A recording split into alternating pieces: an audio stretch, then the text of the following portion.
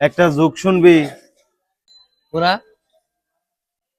একটা প্লেনে 503টা ইট নিয়ে যাইতেছে, এখান থেকে যদি একটা ইট পড়ে যায় তাহলে বলতো আর কয়টা থাকবে? কেন 502টা থাকবে? বাহ, তুই তো চালাক আছস। Wow. আচ্ছা কত, একটা ফ্রিজের ভিতর একটা হাতি কিভাবে থুবি? তা এটা সম্ভব নাকি? আরে সম্ভব। বড় একটা ফ্রিজ নিবি, দরজা খুলবি, হাতিটা ঢুকাবি, দরজা বন্ধ করে দিবি। ও আচ্ছা একটা জিরাফ ফ্রিজে কেমনে থুবি? সেম যেমন হাতি থুইলাম। আরে না, আগে ফ্রিজের দরজা খুলবি, পরে হাতিটা বের করবি, পরে জিরাফটা ঢুকাবি, ফ্রিজের দরজাটা বন্ধ করবি। ও এমনও সম্ভব?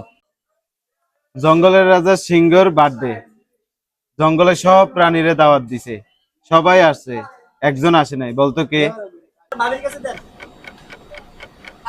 সিংহ আর বাঘ ওরা তো জাত শত্রু, বাঘই মনে হয় আসে নাই। আরে না, ওই যে জিরাফ ফ্রিজে আছে না, ওইটা যায় নাই। আচ্ছা এখন এটা বলতো, একটা নদী ভর্তি কুমির, একটা মেয়ে সাঁতরাইতে সাঁতরাইতে পার হইতেছে, কিন্তু কোনো কুমির কামড়াইতেছে না, বলতো কেন? কেমনে?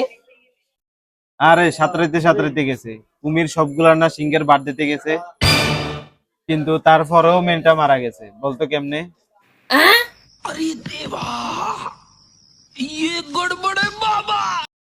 পানিতে ডুবে মরছে মনে হয়।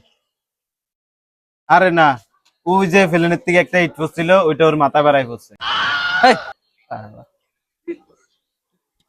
তার